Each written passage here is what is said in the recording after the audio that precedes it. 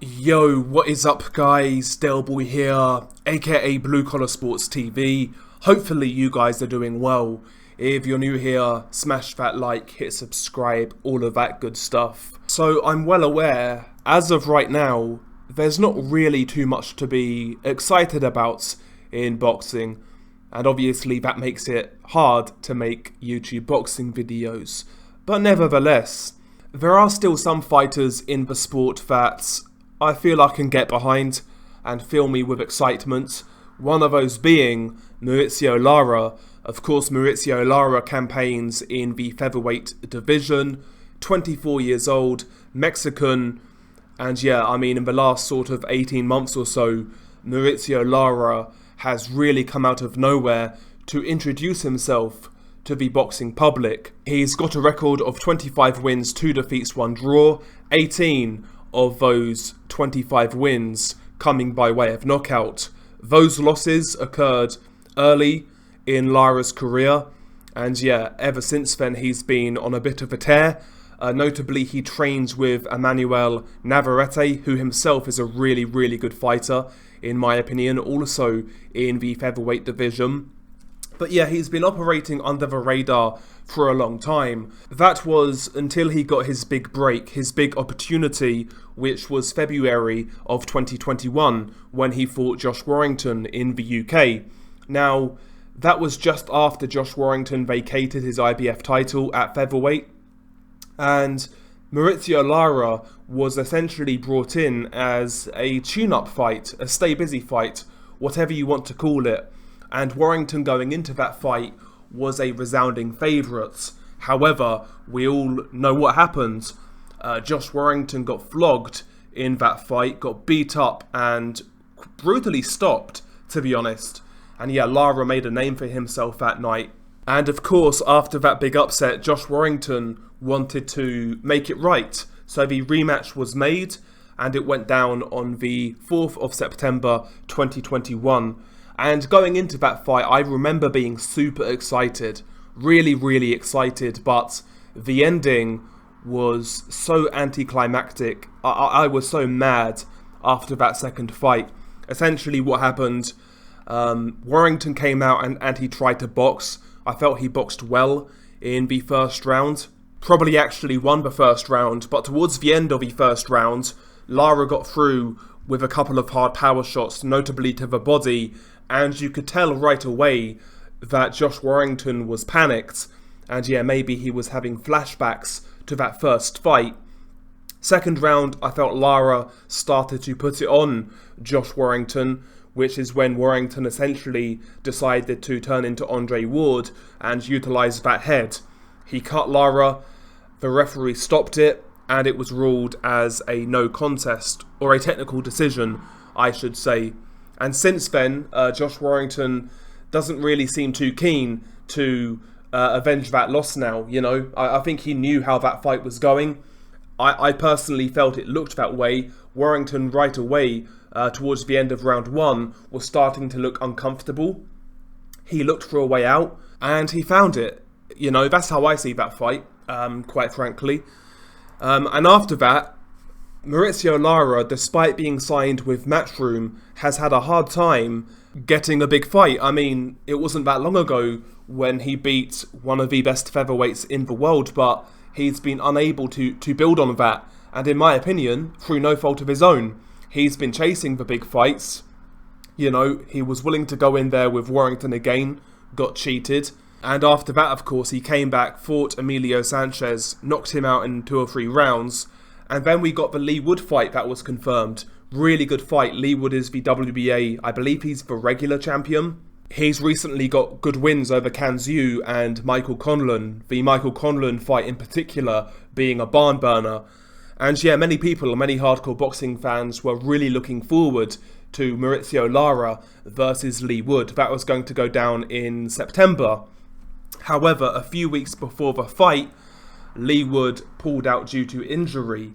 I believe it was a bicep injury or an elbow injury, something along those lines. And yet, lo and behold, a couple of weeks later, we see Lee Wood releasing training footage on Instagram, as well as the WBA ordering Lee Wood versus Leo Santa Cruz. Like, does anybody believe that that wasn't a duck? You know, Lee Wood blatantly ducked Mauricio Lara. And I've been wondering why there's been no effort put into Lara's career from Matchroom side. I mean, he's got a super exciting style, hard puncher, you know, comes to bring it every single time. He's young, he can develop a fan base, he's Mexican of course, which, you know, sometimes helps. The ingredients are there to make a real fan-friendly fighter a bit of a TV attraction. But again, it seems like as of right now, there's no real effort being put into Lara's career, promoting him, getting him out there, getting him active, getting him big fights. There's no effort. And I wonder why that is. I mean, is Lara the wrong type of Mexican, like Antonio Margarito? What's the deal here? What's the deal here? Is it just that he's in a position to where he can mess up certain paydays, like Leo Santa Cruz versus Lee Wood, or even Lee Wood versus Josh Warrington? Is that what's going on here? I mean, I don't get why they're not promoting this guy, why they're not putting this guy out there. I mean, it seems like he wants to fight everybody. He's saying all the right things. He took his chance against Josh Warrington. And yeah, he's not getting anywhere, which is a shame because he's really showing the desire to do so. In fact, he recently fought this weekend against a low-ranked Colombian guy called Jose San Martin. And he got rid of San Martin in the third round. San Martin, to his credit, actually came to fight. And he can come again, he's only 25. But yeah, Lara got rid of San Martin. And after the fight, he seemed very frustrated. I've been watching Lara, obviously, since the Warrington fight. And he always comes across mild-mannered, quite humble. But after that fight with San Martin, he looked visibly frustrated in his post-fight interview and said as much, basically, you know, saying that Lee Wood should be ashamed to call himself a champion the way he's conducted himself, which I can't disagree with. And he also said that he intends to end Josh Warrington's career after what happened in that second fight, because again, after that first fight, he was very gracious in victory and he seemed very gracious for the opportunity. However, after that second fight, I think that good feeling has dissipated. And yeah, it seems like Lara is on the warpath, but it's down to Eddie Hearn to make these fights. It's down to Eddie Hearn to make Mauricio Lara versus the Josh Warrington versus Bernardo Lopez winner. It's down to Eddie Hearn to try to remake Mauricio Lara versus Lee Wood. And if Lee Wood fights Leo Santa Cruz, have Mauricio Lara face the winner. I think he deserves a fight of that magnitude. I mean, here we have a guy, this is what annoys me, here we have a guy who's got the fan-friendly style, he comes to fight, he comes to knock people out, and he's trying to put himself in a position to where he can get these fights. He took his big opportunity, knocked out Warrington, he's doing all the right things, he's saying all the right things, and yet nobody's really fighting his cause, nobody's really bigging him up. He's just an afterthought, which is a shame because boxing would be so much better if there were more guys like Mauricio Lara. Guys who fight with genuine intensity, aggression, power, but more importantly, you know, they seem to want to truly compete and get these big fights, prove how good they are, prove to themselves how good they are. Boxing would be much better with more Mauricio Laras. But, you know, nobody's really fighting his cause, which I find a bit of a shame, to be honest. But at the same time, you'll see guys, you know, claim that certain fighters, certain privileged fighters are avoided. Guys like Andrade. Andrade's had all of the opportunities under the sun. Could have fought Jamel Charlo. Never did. Could have fought Janabek. Never did. Could have fought Zach Parker. Never did. Could have fought Erislandy Lara. Never did. But this guy's avoided. Boxing's treated this guy horribly. I mean, the guy's a multi-millionaire for never beating a world champion. Yet this guy's avoided and somehow hard done by. Whereas the likes of Lara have nobody saying that shit about them because Lara's face just doesn't fit. That's what it seems to me. His face, for whatever reason, just doesn't fit. And that's the problem with boxing to a large degree. If Lara doesn't get like a mandatory spot, like maybe with the IBF or someone like that, he ain't going to get a shot anytime soon. He ain't going to get a shot anytime soon. So that's what I would concentrate on if I was Lara, if I was his manager. I would try to pinpoint a certain sanctioning body and become mandatory. That's the only way he's going to get his shot. I can't see Warrington voluntarily offering him a title shot. I can't see it. He knows what's going to happen. He knows what's going to happen. That's why he did what he did in the second fight. Found a way out. But the guy's coming. How good is Lara?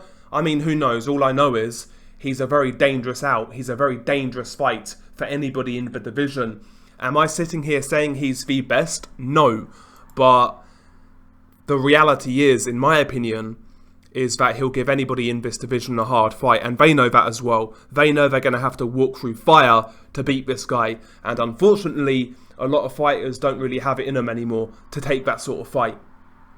There's so many great fights in the featherweight division for Mauricio Lara, and there's so many great fights to make in general. You know, when you look at the division, there's Ray Vargas, Emmanuel Navarrete, Brandon Figueroa, Gary Russell, Isaac Dogbay.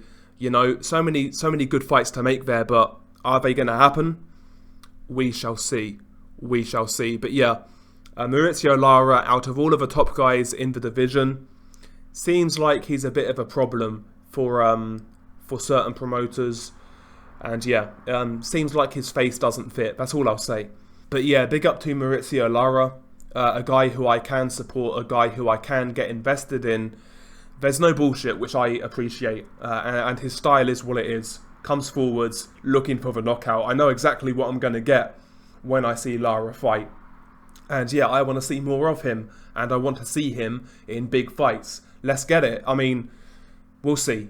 We'll see. I mean, are any boxing journalists going to ask Eddie Hearn about that situation, about the Lee Wood situation, about whether Lara is actually going to get rewarded for his big win and get a title shot against the winner of Warrington and Lopez? We shall see. I doubt it. I doubt it. I mean, do you think... I doubt Kugan Cassius even fucking remembers who Mauricio Lara is. I mean, what that guy knows about boxing could be written on the back of a postage stamp, you know? But it is what it is. Share your thoughts below. Beanie Guy Del Boy. Peace.